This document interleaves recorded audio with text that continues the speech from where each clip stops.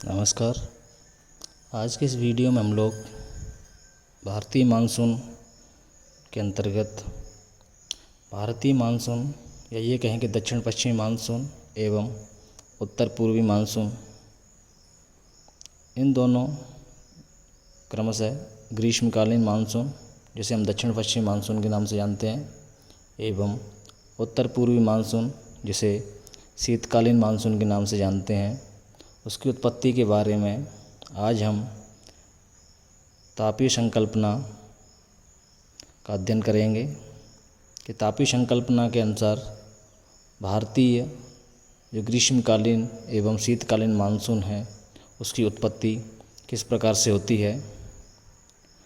तापीय संकल्पना के अनुसार भारतीय मानसून की उत्पत्ति का प्रमुख कारण तापीय है, अर्थात तापमान है। तापमान के विषम वितरण के कारण ही भारतीय मानसून की उत्पत्ति होती है। अर्थात जब ग्रीष्मकाल के समय तापमान अधिक होता है तो स्थलीय भाग पर अत्यधिक ताप के कारण निम्न वायु दाब का निर्माण होता है तथा सागरीय भाग पर कम तापमान होने के कारण उच्च वायु दाब का निर्माण होता है, जिसके कारण उच्च वायु दाब अर्थात सागरीय भाग से निम्न वायु दाब अर्थात धरातलीय भाग की ओर पवनें चलती हैं। ये पवनें सागरीय भाग से आने के कारण जल व बाष्प से युक्त होती हैं और जैसे ही ये पवनें धरातलीय भाग पर पहुंचती हैं तो अपनी आर्द्रता युक्त क्षमता से वर्षा करती हैं, जिसे भारत में ग्रीष्मकालीन मानसून के नाम से जाना जाता है। इसी प्रकार से शीतकाल में जब तापमान की मात्रा कम होती है तो धरातलीय भाग पर उच्च वायु दाब एवं धरातल की अपेक्षा सागरीय भाग पर तापमान अधिक होता है, जिसके कारण वहाँ पर निम्न वायु दाब का निर्माण होता है। अर्थात धरातलीय उच्च वायु दाब से सागरीय उच्च निम्न वायु दाब की ओर धरातली पवनें चलती हैं। धरातल से चलने के कारण यह पवनें शुष्क होती हैं, अर्थात जल बाष्प से युक्त नहीं होती हैं, जिसके कारण यह पवनें वर्षा नहीं करती हैं। लेकिन जब ये पवनें बंगाल की खाड़ी से जल बाष्प ग्रहण करती हैं तो तमिलनाडु के तट पर अक्टूबर एवं नवंबर माह में वर्षा करती हैं, जिसे उत्तर पूर्वी मानसून या शीतकालीन मानसून के नाम से जाना जाता है। तो इस प्रकार तापीय संकल्पना के अनुसार भारतीय मानसून ग्रीष्मकालीन एवं शीतकालीन मानसून की उत्पत्ति तापमान के विषम वितरण के कारण होती है। इसके बाद हम भारतीय मानचित्र की सहायता से भारतीय मानसून उत्पत्ति जो तापीय संकल्पना है उसके अनुसार समझने की कोशिश करेंगे। भारतीय मानसून की तापीय संकल्पना के सिद्धांत के प्रतिपादन में सर्वाधिक योगदान ब्रिटिश भूगोलवेत्ता डडले स्टैम्प एवं एडमंड बेकर का प्रमुख योगदान माना जाता है।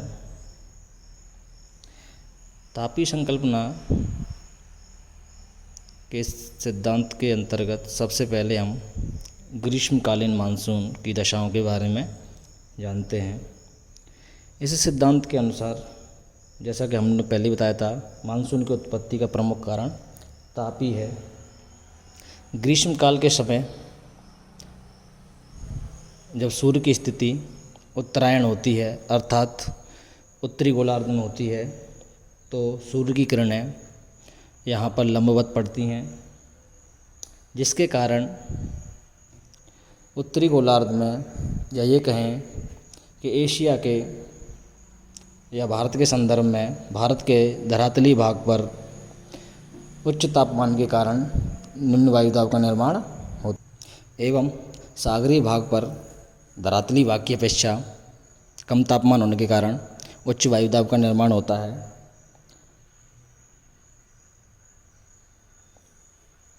इसके पश्चात सागरीय उच्च वायु दाब से धरातली निम्न वायुदाब की ओर पवनें चलती हैं।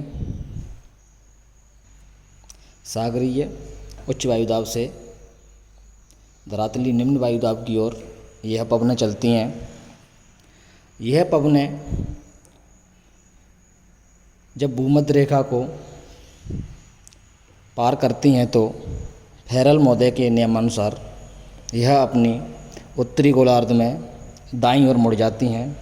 दाईं ओर मुड़ने के पश्चात यह इनकी दिशा दक्षिण पश्चिम हो जाती है, जिसे दक्षिण पश्चिम मानसून के नाम से भारत में जाना जाता है। दक्षिण पश्चिम मानसूनी की जो शाखा है यह भारत में अरब सागर की शाखा एवं बंगाल की खाड़ी की शाखा के रूप में प्रवेश करती है, जिसके पश्चात यह दोनों शाखाएं निम्न वायुदाब की ओर गमन करती हैं, जिससे भारत में ग्रीष्मकालीन मानसून के नाम से जाना जाता है। तो ग्रीष्मकाल के समय या ये कहें कि दक्षिण पश्चिम मानसून तापीय संकल्पना के अनुसार ग्रीष्मकाल में धरातली भाग पर उच्च तापमान के कारण निम्न वायुदाब का निर्माण होता है तथा सागरी भाग पर तापमान कम होने के कारण उच्च वायुदाब का निर्माण होता है। और सागरी उच्च वायुदाब से धरातली या निम्न वायुदाब की ओर ये सागरी पवनें चलती हैं, जो भूमध्य रेखा को पार करके दक्षिण पश्चिम या ये कहें कि दाईं ओर मुड़ जाती है फेरल के नियमानुसार। और ये दक्षिण पश्चिमी मानसून के नाम से भारत में बंगाल की खाड़ी शाखा एवं अरब सागर की शाखा के नाम से प्रवेश करती है।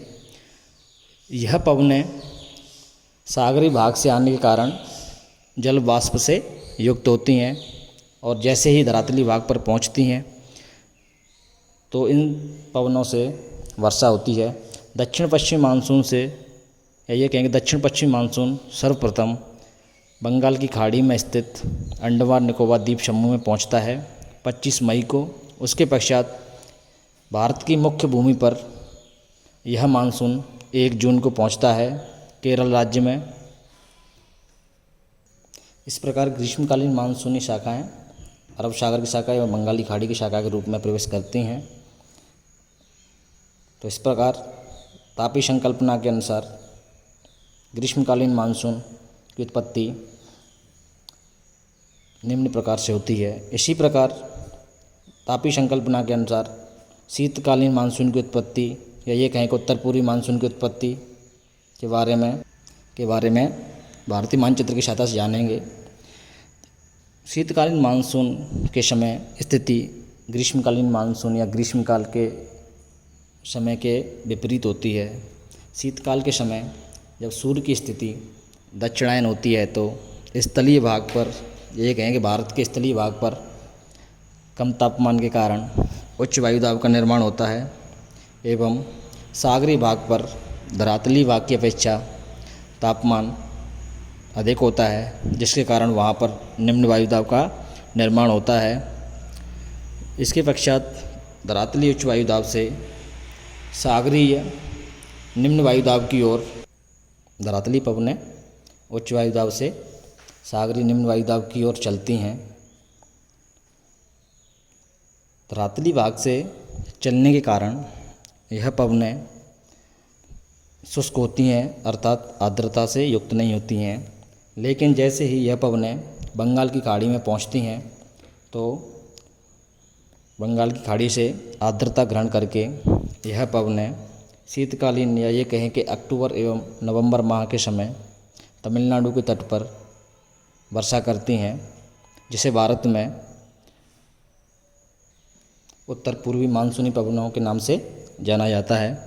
तो इस प्रकार तापीय संकल्पना के अनुसार भारतीय मानसून की उत्पत्ति तापमान की विषमता के कारण उत्पन्न होती है, अर्थात ग्रीष्मकाल में धरातली भाग पर अधिक तापमान के कारण निम्न वायुदाब, सागरी भाग पर उच्च वायुदाब, इसके कारण सागरों से या ये कहें कि सागरी उच्च वायुदाब से धरातलीय निम्न वायुदाब की ओर पवनें चलती हैं, जो आर्द्रता से युक्त होती हैं और धरातल पर वर्षा करती हैं। भारत में दक्षिण पश्चिम मानसूनी शाखा 2 भागों में प्रवेश करती है, अरब सागर की शाखा एवं बंगाल की खाड़ी की शाखा। इसी प्रकार शीतकालीन के समय जब सूर्य की स्थिति दक्षिणायन होती है तो भारतीय स्थलीय भाग पर कम तापमान के कारण उच्च वायुदाब का निर्माण होता है तथा सागरीय भाग पर धरातलीय भाग की अपेक्षा अधिक तापमान होता है, जिसके कारण वहाँ पर निम्न वायुदाब का निर्माण होता है। अतः जिस कारण धरातलीय उच्च वायुदाब से सागरीय निम्न वायुदाब की ओर पवनें चलती हैं, जिन्हें उत्तर पूर्वी मानसूनी पवनें कहते हैं। यह पवनें शुष्क होती हैं क्योंकि ये धरातल से चलती हैं, लेकिन जैसे ही ये पवनें बंगाल की खाड़ी में पहुंचती हैं तो वहां से आर्द्रता ग्रहण करके शीतकाल के समय तमिलनाडु के तट पर अक्टूबर नवंबर माह में वर्षा करती हैं।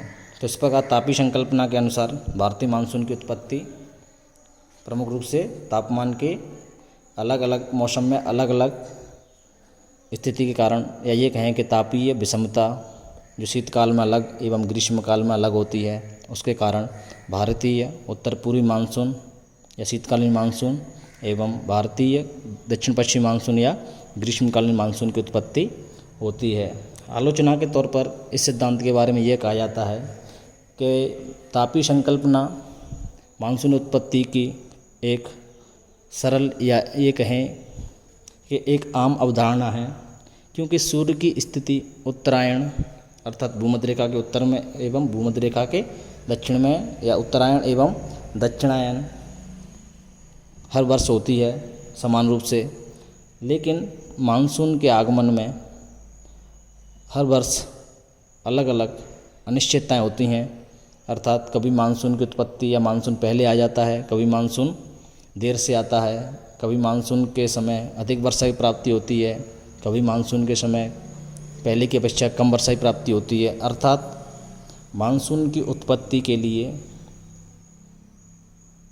तापीय संकल्पना एक विशेष संकल्पना, यही कहें कि सर्वमान्य संकल्पना नहीं है, क्योंकि सूर्य की स्थिति के उत्तरायण एवं दक्षिणायन होने की स्थिति प्रतिवर्ष समान होती है, लेकिन मानसून आगमन की स्थिति प्रतिवर्ष एक जैसी नहीं होती है। तो इस प्रकार तापीय संकल्पना के अनुसार भारतीय मानसून की उत्पत्ति को हमने इस वीडियो के माध्यम से जाना। अगले वीडियो में हम भारतीय मानसून उत्पत्ति की जेट स्ट्रीम संकल्पना के बारे में पढ़ेंगे, जिसे वर्तमान समय में भी मुख्य रूप से मान्यता प्रदान की जाती है। धन्यवाद।